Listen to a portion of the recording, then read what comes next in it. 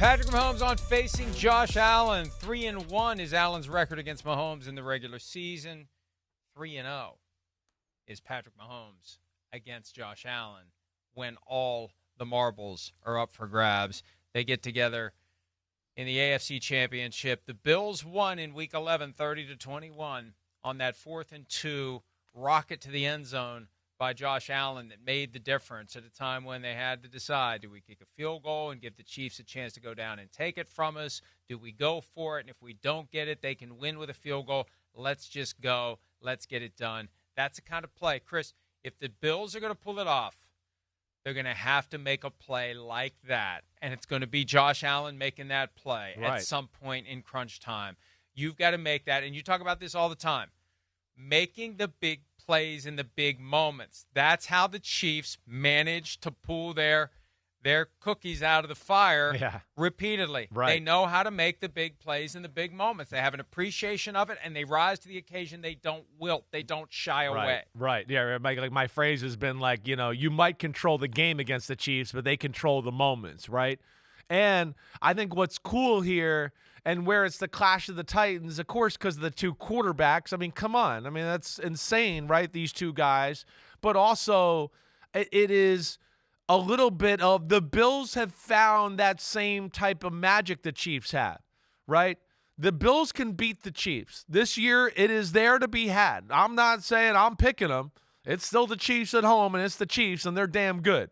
But this is the year, if there's a chance, they match up the best with them.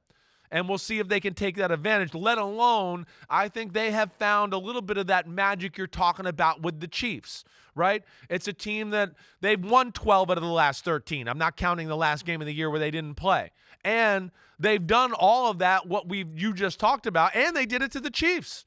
And they did it to the Lions, teams that we saw like they kind of always won moments all year. So they did that. Last week against the Ravens, same type of thing. I mean, let's be serious. Baltimore kind of controlled the game and the flow, ebbs and flows of the football game. But the Bills made some big turnovers or got in the end zone when they were down there inside the 5 and stuff like that, and they won the moments. And that's where they're a little bit different, let alone there's some matchups on the field that are different for the Bills maybe than years past in the playoffs. Yeah, I think you're right because we've seen the Chiefs this year not be nearly as dominant, not have the big sizzle plays. Rashee Rice emerged late in the season last year and came on strong in the playoffs, and he was lost week 4 to a knee injury following a turnover. You've still got Xavier Worthy, who's got the capability to make things happen. Hollywood Brown believes the catches will come, but last week it was Travis Kelce turning back the clock.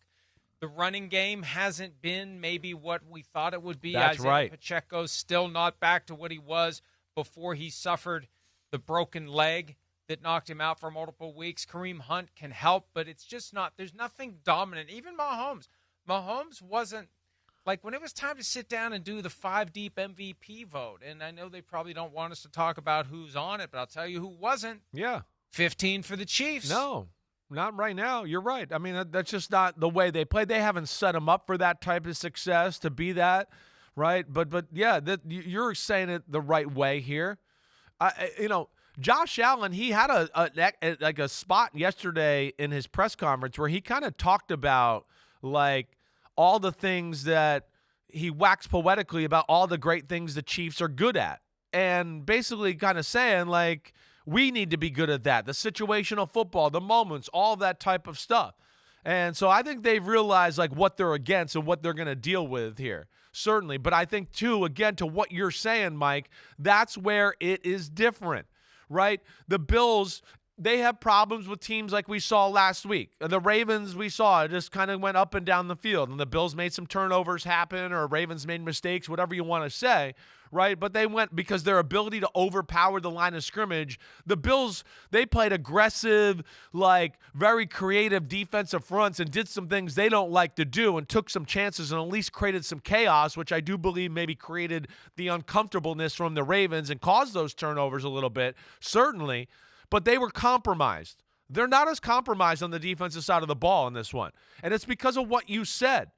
This will be the first time where they are not going to be outmatched up front on both sides of the ball. That's where it's different. And the fact that the Chiefs have had to move Joe Thuney out to left tackle has taken away, of course, one of their strengths of their team, which was the combination of Creed Humphrey, all-pro center, and Joe Thuney guard, to where they could run the ball. And Pacheco, when he is healthy, that was a force. But it's few and far between with good runs there. And then the pass game is spotty.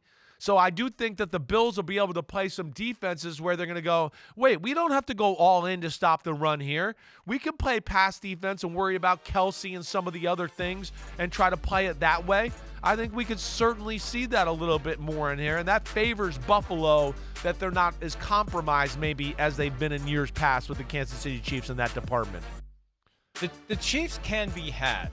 They can be. And you wonder when that well is going to run dry of the magical moments where they find the way to just pull it out when they've been outplayed. The Texans could have had them on Saturday. They could have. Right. The Texans could have had them during the regular season. Almost every team that they played could have had them during the regular season, except the Steelers on Christmas Day. Right. So it's just the strangest thing. Hi, it's Mike Florio. Thanks for watching PFT on YouTube. Hit subscribe for the latest news and analysis from Pro Football Talk.